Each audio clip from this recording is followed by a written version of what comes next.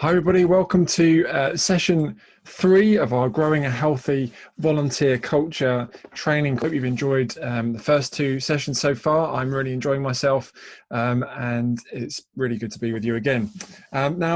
We have looked at last week, for most of us, at 10 principles that underpin a healthy volunteer ministry, and it was really good to have been discussing those. And this week you'll be pleased to hear that we're just looking at 3 main headlines rather than 10. It was quite a lot last time, wasn't it? And before we start this, I want to just to re-emphasize the point that we need to be clear about our destination, about where we're going. This was point 2, wasn't it, out of our 10? It's our destination. Do we know where we're heading, both for our ministry itself, but also for the people that we're leading? Now, not to say that we know God's plan for everybody's life, of course we don't, but do we know what we want to see in and through them in the ministry? And when people are coming to join us as volunteers, they're wanting to know these questions. They're saying, how can I be part of this? What is it that I'm part of? How will I know that I'm being fruitful? How will I know that I've succeeded?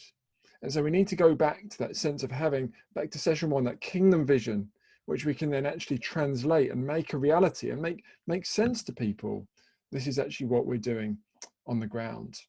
So we need to be thinking about how we kind of express our vision and how we make that reality for people who are listening to us. And then next time we're going to be looking at how we get the right people.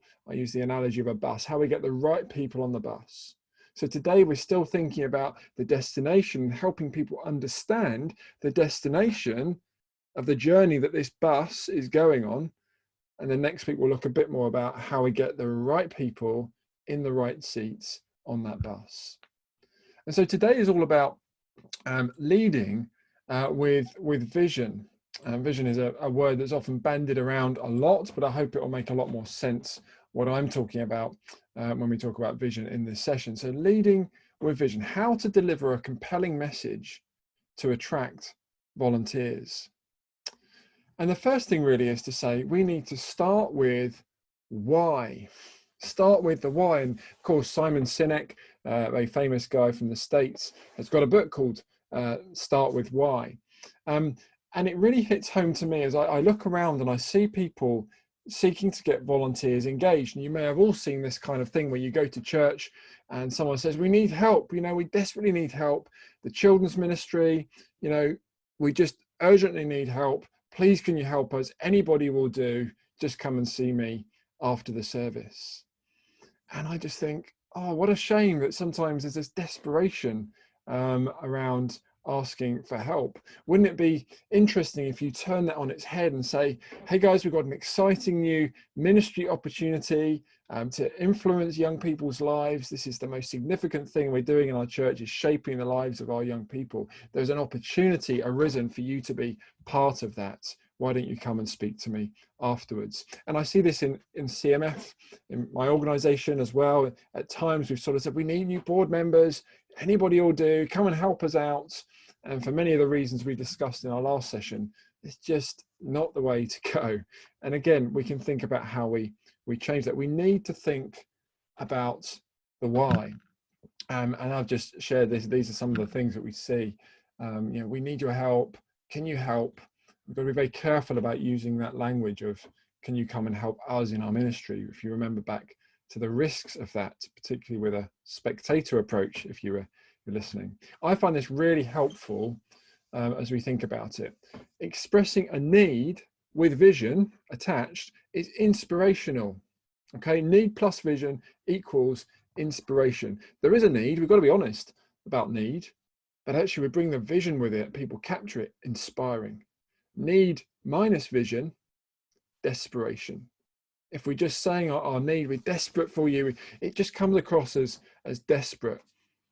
And we need to actually engage the question of, what are you going to want me to do? If we think about vision too much, we can just be kind of in the sky, in the clouds. People need to hear, what are they asking me to do? How will I know if I'm doing a good job? And that's fine. And we'll engage with that question. But we do need to start with the why. At CMF, when we're needing people to be involved in things, a common reaction is, oh, I'm very busy, or I can't do another meeting. You know, I have enough meetings in my life. I don't want to be part of what you're doing. And I think, wow, isn't that interesting? In CMF, I am not wanting to recruit people to be part of more meetings, because it's not about meetings. I don't want to be in more meetings either. I don't know many people who really enjoy meetings, unless they're really well run. But if that's people's response, it makes me think maybe I haven't done a good enough job in explaining to people why we're here, explaining to people how this meeting helps achieve and advance God's kingdom purposes through CMF, how this person is uniquely perhaps gifted to contribute to what God is doing at this time. You get the feeling, don't you, from session 1 and session 2, how we might think about doing that differently. And the key truth here is this: don't recruit to the task, instead recruit to the vision. Don't recruit to the task, instead recruit to the vision. Start with the why. Talk about that big picture principle, Ephesians 2:10, the works that perhaps God has ordained in advance for you to do, that you might walk in them. And God has elected and chosen people and prepared good works for us to do. And actually, it's about framing, and I went through this in session 1, it's about framing this big picture of what God is doing and how we are called to join in with that. Why has God made us the way he has? Why has he placed us in the places that we are? Why are we doing medicine and healthcare? And what we're here to do as leaders and as leaders of volunteers is help people to connect the dots, to help them to say, oh, isn't that interesting? God's made me in this way and placed me in this hospital or in this community. And we're looking to say, how has God helped? How has God shaped you? How can we be part of that together? How will volunteering with us, you know, help accomplish what God is calling you to do? And let's make your thing our thing. And so in CMF, what I might speak about is I might use the word imagine. I use that word quite a lot. So imagine reaching more medical students with the gospel. You know, imagine discipling them to be leaders. Imagine if you were discipling 5 or 10 people who would multiply in their later years. Or imagine, you know, reaching into your hospitals at this terrible time of coronavirus. Imagine being those who support a demoralized workforce, who shine for Christ, who point to Jesus. Imagine what that looks like. Or to some others, I might say, well, imagine if churches were equipped to speak into issues of health and well-being in a way that's gospel-centered, but actually rooted in experience and in compassionate care that healthcare professionals can bring. Use that term imagine. It's helpful just to flavor conversations with what would that look like, just to start dreaming about what might be possible. And in catalyst teams, and we'll talk more about this, but this is our way in CMF of seeing our ministry go forward locally. I talk about our vision being fulfilling the mission of CMF through a transformational team. You see, you've got that destination out there, it's the mission of CMF. And then we've also got the destination, the internal destination, that actually this is about us being transformed into the likeness of Christ. And we want to see people get that impact of the role beyond just what we're doing, keeping that focus on the why. But we do need to talk about how and the where. So part of leading with vision, as we spread the news, as we scatter seeds, whatever metaphor you want to use about our ministry and the volunteer opportunities, we do need to talk a bit about how and where. How are we going to serve God in this sphere of work? What will it look like? And where? You know, are you uniquely placed to serve here? And this requires converting the needs that you have in your ministry. And that's why I say it's important to know the destination, but it's also important to be able to distill the needs of your ministry. Where do we need volunteers? Do I really need a volunteer in this role? Is there enough for them to do? Is there enough support in place? All of those questions that we can ask. And I find that quite challenging. We need to actually convert our excitement, our vision, into genuine needs and roles. And I have a program where it's called Deeper, and we have this year we have 12 Deeper Fellows. These are students, junior doctors who are doing a year with us of intensive training. And I've shared a role description separately with you about for what we call a Deeper Associate. And it's taken a little bit of time for me to get this together. And then what I've been looking for is a volunteer who will help to run this program. And it did take time. I had to realize I was trying to do it all on my own. I had to realize that I needed somebody who could complement my gifts. I had to realize that I probably needed somebody who had done the program themselves, so they understood what it's like to be a Deeper Fellow, and then to help to run the program. They understand it, are passionate about it, they're well placed. And I've got now a wonderful volunteer who supports me hugely, called a Deeper Associate. She supports me hugely in enabling this program to go forwards. And we've produced a bit of a role description just to help shape what are the things that she does week to week with the training, thinking ahead, you know, about how we advertise for next year, how we do reviews, how we monitor the effectiveness of our sessions and what we're doing. And it's been fantastic to see somebody who's got the heart of a volunteer, who's able and willing to serve and is uniquely placed at this time. And just by formalizing things a little bit, just by converting that need into a role, it's been really effective in moving forwards. So I want to ask us, how do we help people to understand their role in this way? You may be a volunteer or have volunteers, and you're thinking, I'm not sure I've got a role description, or my role description's a little bit too focused on what I'm doing and not why I'm doing it. It hasn't got the big picture.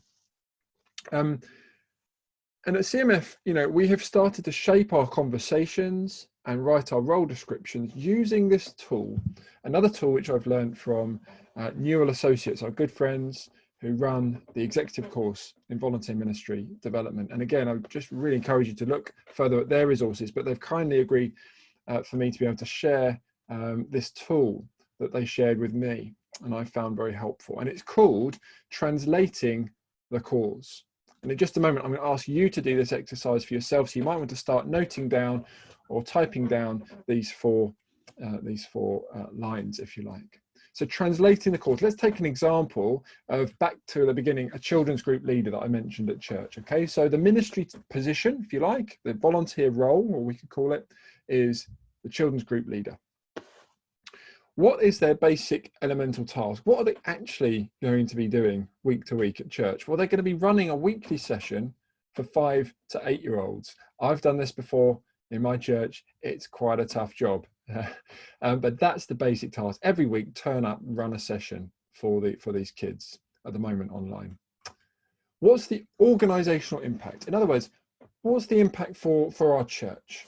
Okay, what difference does it make week in, week out for my church here in the UK? Well, children are happy and interact with other children. That's a good impact, isn't it? Parents can attend the service. So actually the parents get a chance to focus and listen and engage while their children are having some time with others in the children's group. A quiet service. I actually personally quite like it when there's a bit more activity and a family feel to the service, but certainly there are times and places where it's okay to say, look, there's a bit more quiet for people to focus. Families coming and staying, huge. You know, we know this in the UK, certainly if you're running effective children's ministry, a lot of families feel much more comfortable and confident about coming and staying in the church. And then also the stepping stone for service. So for sure, a lot of our leaders, our co-leaders, some of the young people, a stepping stone, which seems strange with kids ministry, because I actually find doing 5 to 8 year old sessions much harder than preaching, but certainly as a way of people serving and then maybe serving in other ways. So this role has a real organizational impact. Okay, it really helps the church. And we could stop there. We could say, look at this role. If you're able to do this role, look at the impact it could have on other people. How about it? All right. So do you see how that's much more compelling than help? We need someone to run our weekly session for 5 to 8 year olds. Please help us. See me after the service. This is a far better way of shaping. It leads with why. But we can go one step further, of course, and we can talk about Spiritual impact, and there's just a few here. I won't read them all out on the screen, but things like, spiritually, wow, there's a lot of impact from this role. Parents can attend the service and hear from God. Now, let me be clear, parents can hear from God in the noise as well, but sometimes that peace and quiet is helpful. Children can receive from God in that context, being taught by others. Again, primary role of teaching is the parents, but also can happen in church. There's an investment in current and future disciples. We can pray and invest in these young people. What a huge privilege. It's an opportunity to demonstrate the fruits of the Spirit as you're leading the groups, of course. It's an opportunity to care for and love children who may not have that input or love in their home environment. And of course, you can also work pastorally with parents to work through some issues, some difficulties. It opens up opportunities with the family. So there's a real spiritual impact of this role, real opportunity for the kingdom. So you see what we're doing there? We're moving from the basic task and then actually thinking, how does this actually impact the organization? And then how has it got kingdom impact? So what I want you to do is, I want you just to have a little go. So I want you to pause the video, don't move on until you've had a go at defining perhaps a role that you do, okay? A volunteer role that you do. I want you to write out your position. I want you to write out what it is you actually do day to day. It might be run this group or organize a meeting or stay in contact with field workers, whatever that might be. I then want you to think about what impact that has organizationally, whether it's for your church or for your ministry. What benefit does it have for the ministry? And then I want you to think about the spiritual impact. And I'd really like you to pause and just do this, really do this well. It's hard to do, but it's worth thinking it through before we move on. So why don't you pause there and do that?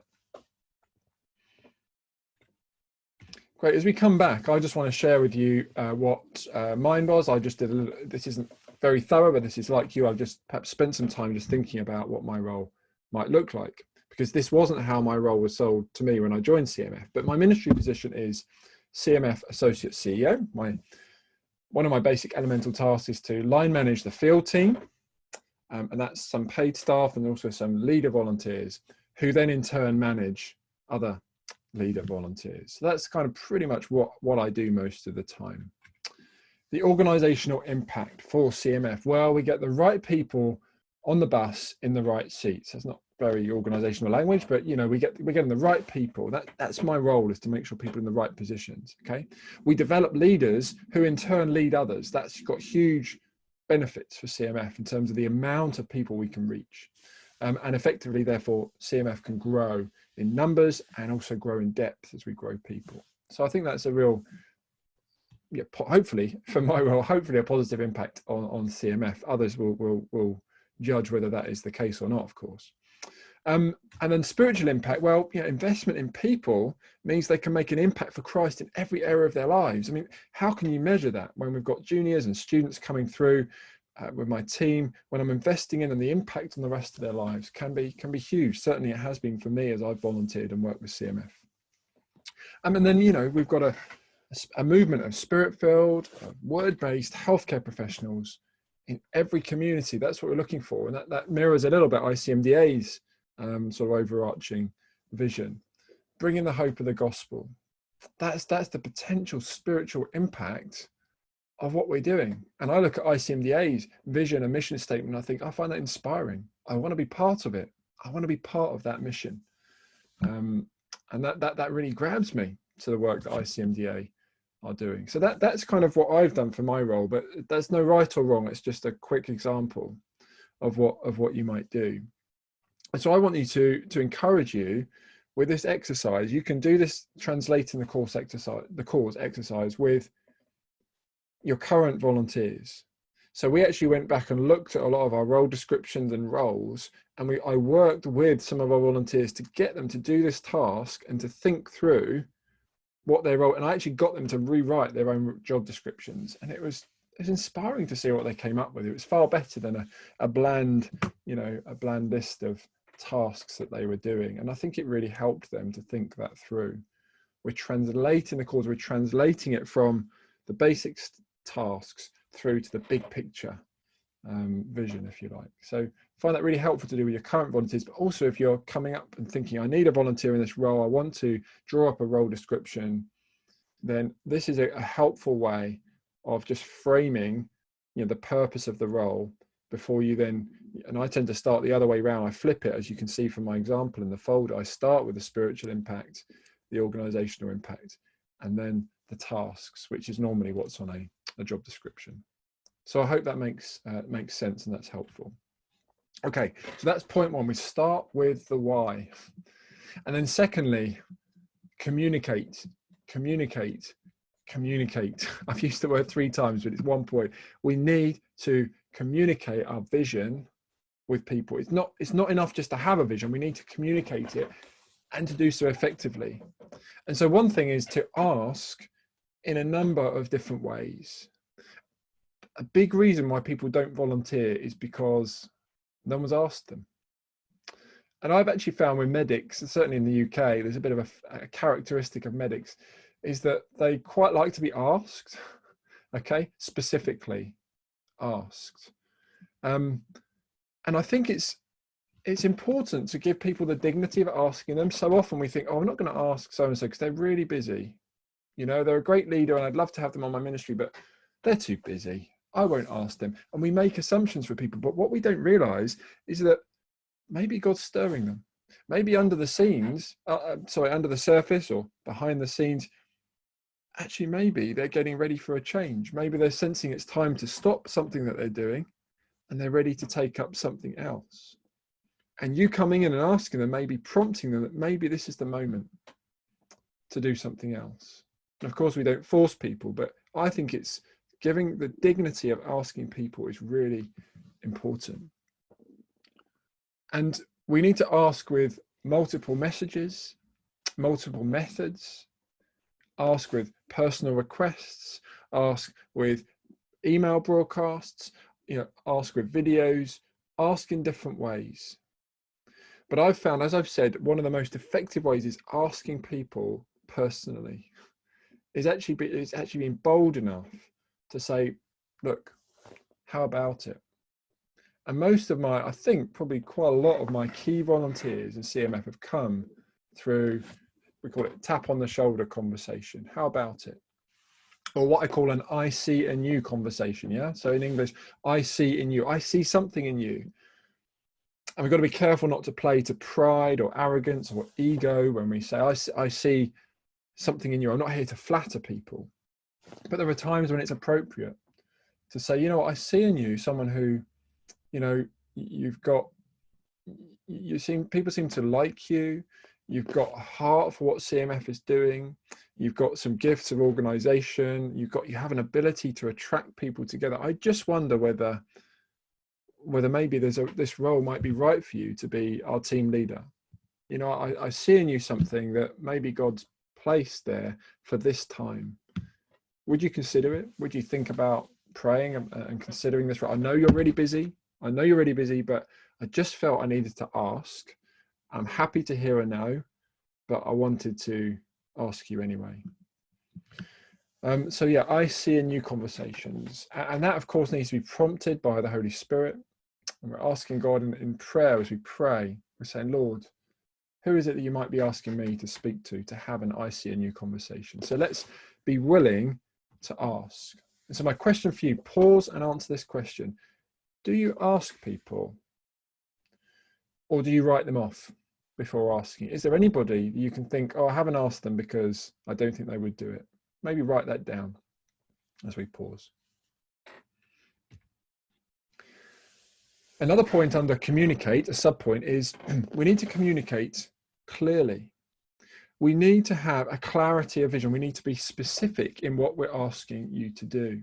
So it's not just saying, you can do anything with us. Remember, that could lead to the feel-good approach we talked about before. You can do anything.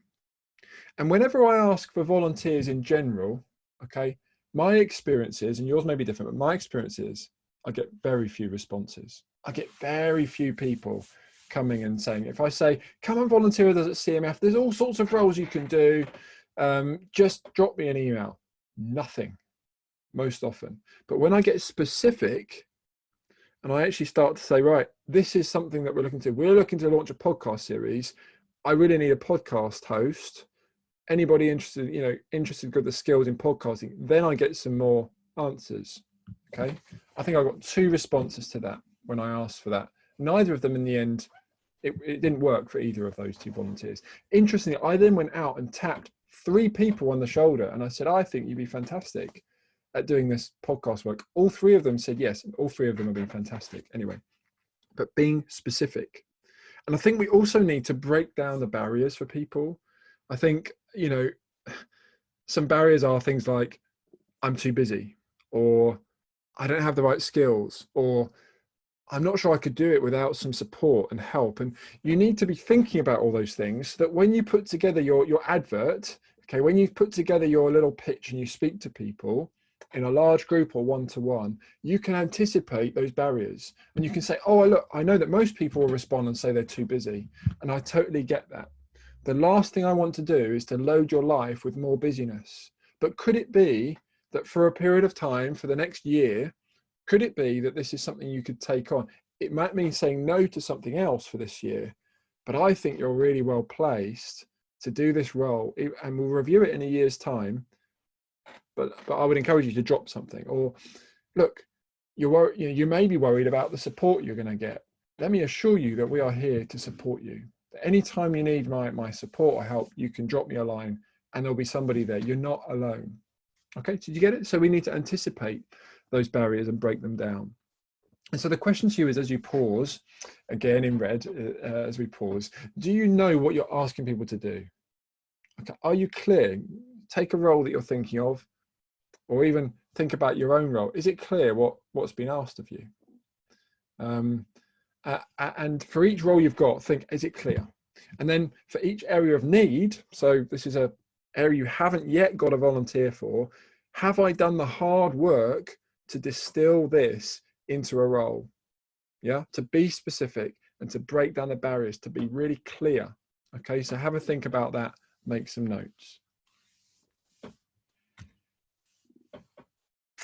Okay, so still on the theme, still on point number 2 of communicating.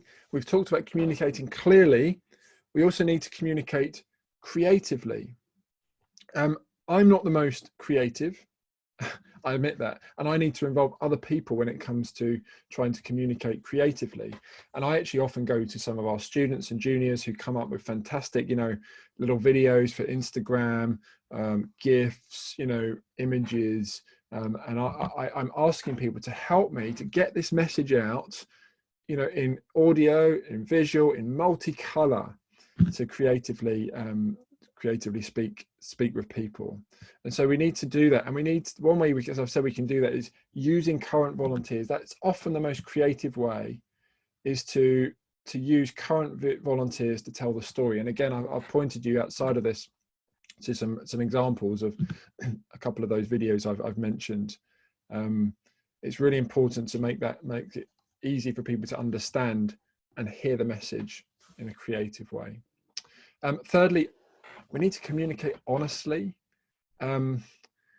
It's quite easy when we talk about vision and we get excited, it can be quite easy to oversell something. You may be thinking, oh, John, this is just quite a simple job that I'm asking someone to do. It's not very exciting. I'm thinking my deeper associate here, most of her work is emails and WhatsApps and work on us, on the online system and updating a website and things.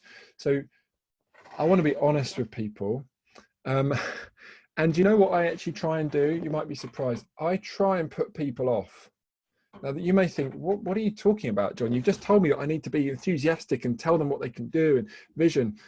But I try and put people off. I want them to count the cost. I want them to know what I'm really asking them to do, because the worst thing is having a volunteer in place who gets 3 months in and she says to you, oh, I didn't realize it would be hard like this. Or I haven't got as much time, I haven't really got time to do this role. It's such a, it is a waste. It's a waste of everyone's time and energy. It's disappointing. The ministry goes slow. As I mentioned in the last session about communicating expectations really clearly and honestly. So I try and put people off. I say, you know what, this is a hard role. This is tough. This team leader role is quite difficult. You're going to have to deal with some difficult people. It's going to take some of your time. Are you sure you've got the time to do it? And I do my best often to put people off. But you know what? I found it doesn't, the people who really are going to be quality and are going to last in that role, they count the cost and they're grateful that I'm honest with them. And later on down the line, where we look at each other and we say, you know, it's hard, isn't it? I say, yeah. And we talked about it and they say, oh, but I didn't realize it'd be this hard. And you say, no, I know, we don't realize until we get there, but it's okay to be honest with people up front and don't kind of overplay things. All right. Then we need to communicate, well, vibrantly. And this goes back to my point about desperation. Okay, so as well as kind of putting people off, I want to be excited about it. Okay, and we need to remember that need plus vision equals inspiration, need minus vision equals desperation. So I just want to repeat that point here, that as we communicate, fill your communication with, you know, with vision.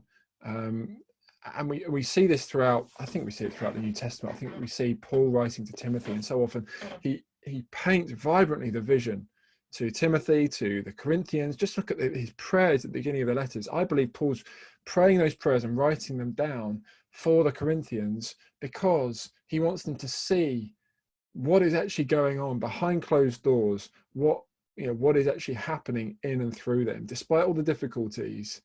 You know, he longs to be with them. He longs to encourage them in the gospel. So let's not be desperate. Let's communicate vibrantly, and then let's communicate patiently. You know, those who want to be involved in your ministry may not be apparent straight away. We won't see them all come on board straight away. Sometimes we're sowing our seed and we're not quite sure where the seeds are going to plant and are going to grow. And some people respond very quickly. Okay, so they are like, you know, in the parable of the sower, they respond quickly. You get growth, you get enthusiasm, you get energy, and they're excited and they flock to you, but they don't stick around. And this happens a lot with me in volunteer ministry. I have people say, yeah, I'm up for it. And then very quickly that enthusiasm dies down, often before I've even got to the point of trying to put them off. They're easily attracted by this vision and that vision and the other vision, but they're not necessarily going to stick around. And so my encouragement would be to be patient with people. Some people need to hear a vision statement, a vision cast 4 times. I've got a couple of team leaders who really took their time. You know, they are on the curve of adoption. Many of you, so your early adopters, and you've got your late adopters. I've got a couple of very late adopters who required months of conversation and honesty. And eventually they've said, yeah, I'm going to commit. And they are incredibly, let's call them valuable volunteers. I mean, they are just incredible because they've really taken their time. But I had to be patient. And it was so difficult because I'm impatient and I want things to happen quickly. But I had to be patient and answer their questions and pray for them and realize that maybe they were going to say yes, maybe they were going to say no, but I wanted to invest my time patiently. So let me encourage you to communicate. So we've talked about asking, but be clear, be creative, be honest, be vibrant, and be patient. And so as we pause again, little exercise for you is look at what you say to potential volunteers. Maybe you can write down a conversation you had recently, or maybe you've got an email that you've sent somebody. Are you committing any of those areas above? Okay, is there anything that's stuck out to you as I've spoken that you think, yeah, I do that a lot, and trust me that I still fail in all these areas and some more than others, so I haven't sorted it, but there'll be different areas we find more challenging. Okay, so that's the second point, communicate. And then the third and final point I want to really make here is just to share my personal process. What's my personal process for sharing vision? And I hope this is applicable whether you're sharing in a large group or whether you're sharing one-on-ones. So you can take, hopefully, sort of the way I do things, and I apply this to my one-on-one conversations and my big conversations. So the first thing is pray. You know, I'm praying, God, would you raise up the right people?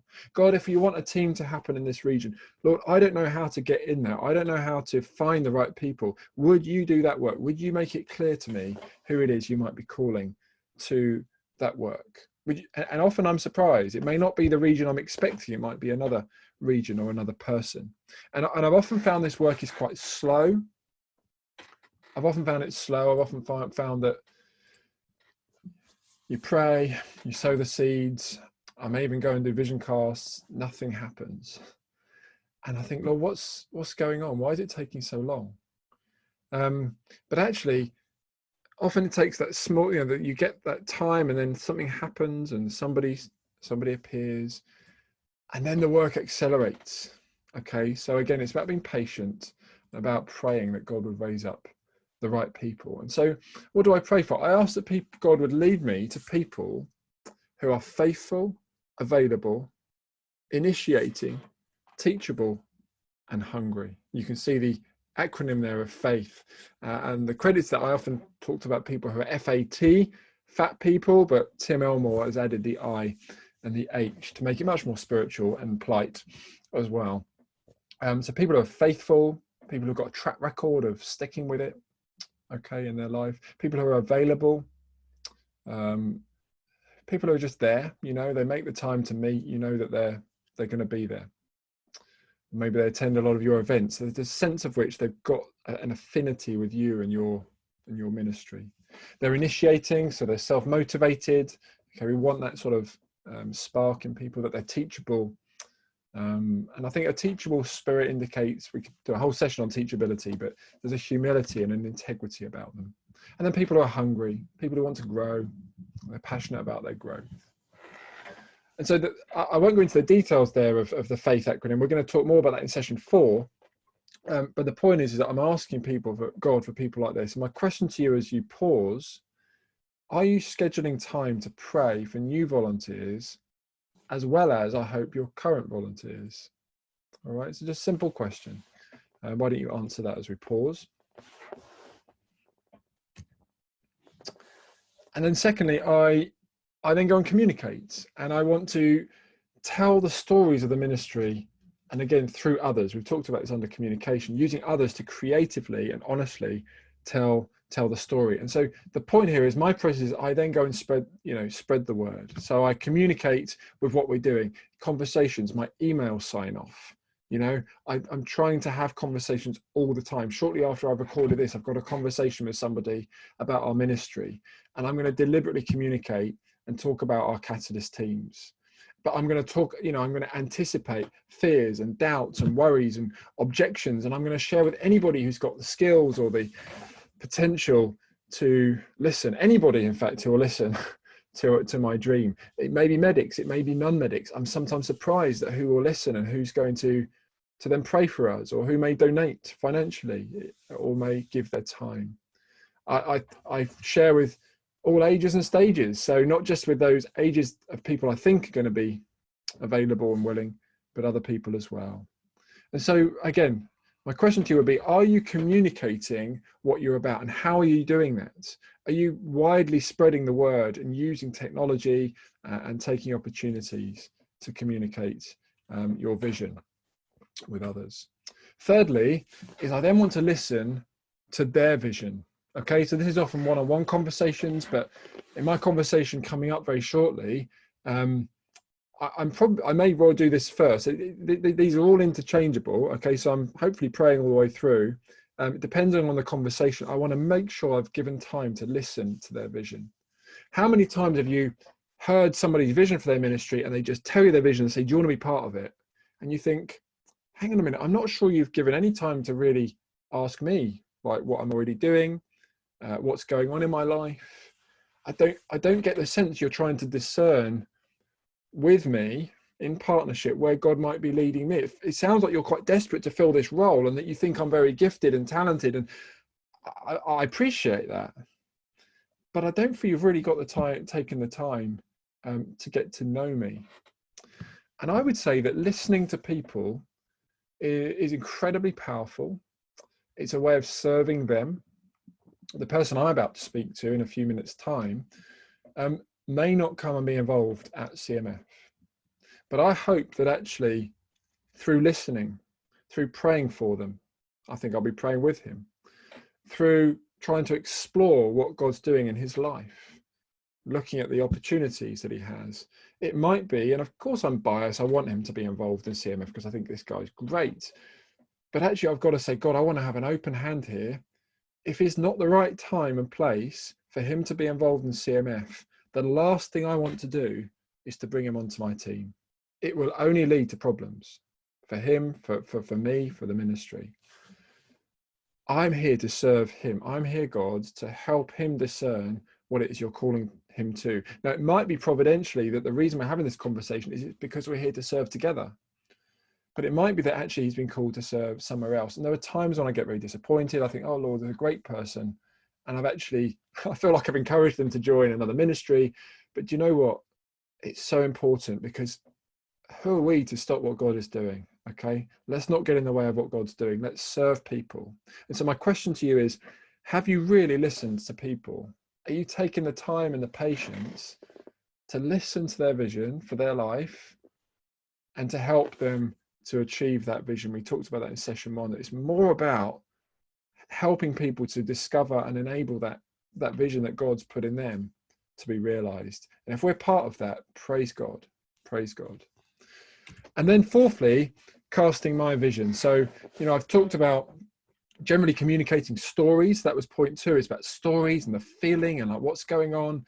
But actually, this is specifically about casting my vision. I will sometimes deliberately say, I need time, I need space to either one-on-one or often to small group. I need to come and I want to share. I want to share some stories. I want to share some slides. I want to share the principles. I really want you to understand what we're talking about. Can I have half an hour of your time to do that? Okay, so this is a more formal vision cast rather than the scattered stories and phrases that we might use. So I will often go to a group and I will sort of share the why. I will talk about why we're doing what we're doing. So I might use a PowerPoint and adapt it, for example. I talk about the kingdom vision. I talk about the wider vision of CMF. I talk about how we see individuals joining us under that umbrella. Remember when we sort of take your thing and make it our thing? And then I outline more practically the how on the way. So what do I see a Catalyst team looking like? In 1 year's time, in 2 years' time, in 5 years' time. I'm trying to help to connect the dots to how people might be and anticipate objections, but keep the big picture. So just for example, I've talked about our Catalyst teams. These are teams that are sort of overseeing our ministry in regions across the UK. And I've told you our strapline is fulfilling the mission of CMF through a transformational team. So I start with 3 things. I do a VTE assessment for any of you who are real proper medics dealing with deep vein thrombosis. I do a VTE assessment. So I talk about vision. Okay, I'll talk about the fact that we're looking for a central vision, but also for a local vision. We've got riverbanks that we have, and these riverbanks sort of say, well, this is what we are with CMF. We have certain things we do, but within those riverbanks, there's room to swim. Okay, so this is trying to avoid a feel-good approach and say, actually, we're here. There's room to swim. There's room to do things differently, to be creative, to bring your gifts and talents. But actually, we have riverbanks which kind of keep us and say, this is what we do. There's a direction and a focus. Okay, it's national, but also local. So I talk a bit about our vision. I talk about teams. Okay, so I talk about this particular volunteer ministry more than our deeper program. This is different. We're talking about teams. Okay, so we talk about some of our core values for teams, that we're all about every member ministry, that we're focused in prayer, that we are enablers. We enable others to do ministry. We are here to release others. We're here to equip people to do the works that God has prepared in advance for them to do. We are a learning community. We learn and grow together. Just tonight, after, again, a few hours time after I've recorded this, I've got a meeting with some of these folk on the screen, some of our team leaders, and we are a community where we're learning and growing. We're talking about mentoring tonight, for example, and we're accountable. Do you remember I talked about accountability, point 9, last session? It's not a hard accountability, but we ask each other how we are. Okay, I'm on the lookout for people who are struggling, leaders who are struggling, who need extra support, encouragement. For someone who's had their mother die, who I might want to just spend a bit more time with them. For somebody who's not been able to run anything recently, and for me able to just gently inquire as to why that is, and can I help? Is there anyone else that can help. Okay, so I talk about team, and then I talk about equipping. So I say, look, these are the things that we're going to do as part of our movement to give you the tools to do what we're asking you to do what you're wanting to do. So we have an annual conference, we have termly training webinars for our team leaders, we have monthly meetings. I won't go into details. That's not the point of this seminar, but I just outline some of those things, and I try and sort of, kind of head off some of those perceived barriers as to why someone may not do the role.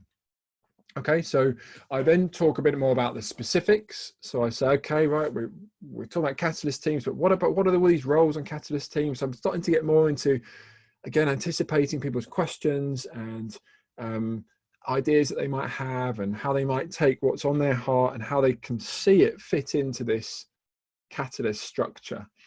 And I try and give them some more details on that towards the end. And I talk a bit about training and equipping, and I talk about commitment.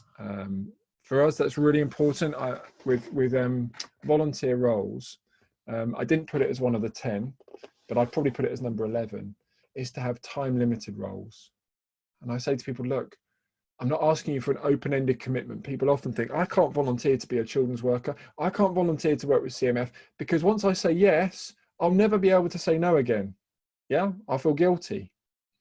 So I'm always saying, how about it? Could you commit for a year? We will review it in a year's time. It will be a mutual review.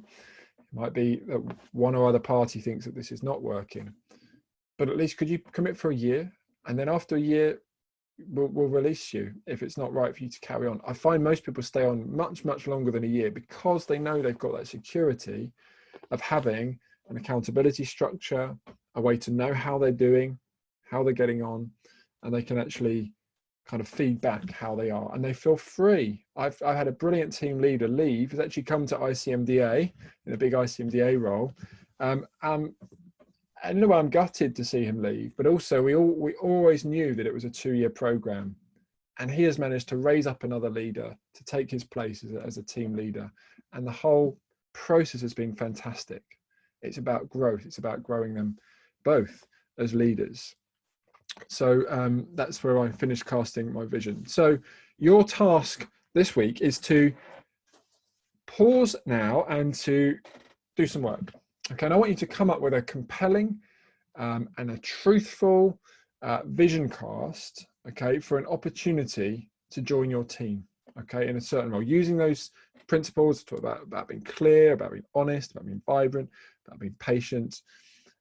I want you to think about a vision cast, and I want you to be able to do it in 5 minutes. Okay, so this is a real challenge. So it might be that you produce a formal talk to an audience, like at a conference or on a Zoom conference.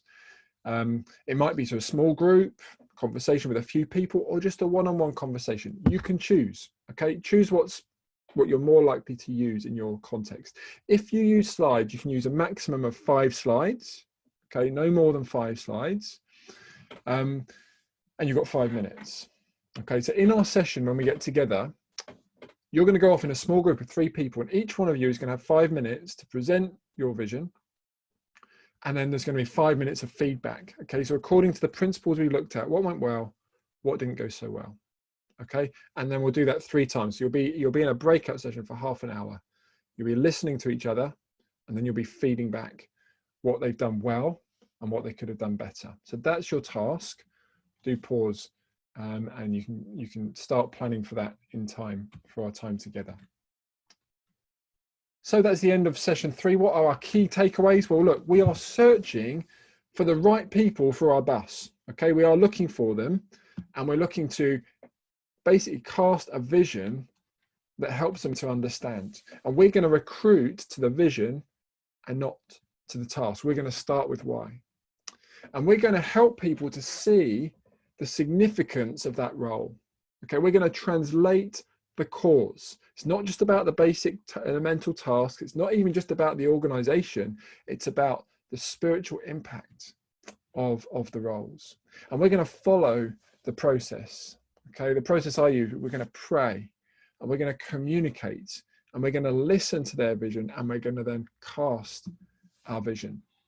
And we cast our vision clearly, creatively, honestly, vibrantly, and patiently.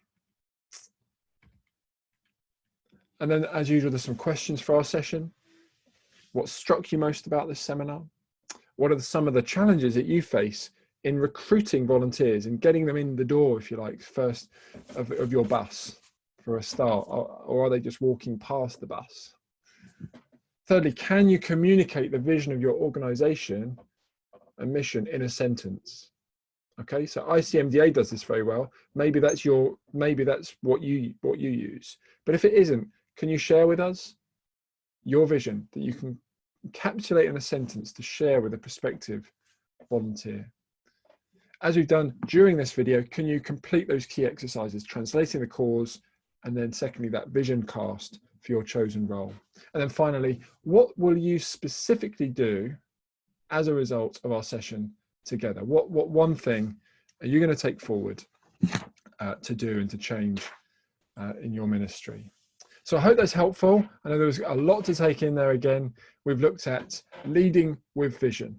Okay, and I really hope that's helpful as we think forward to our next sessions. We are now at the halfway teaching point. We're going to be talking about choosing with care next time. I look forward to digesting some of these things with you. God bless you. See you next time.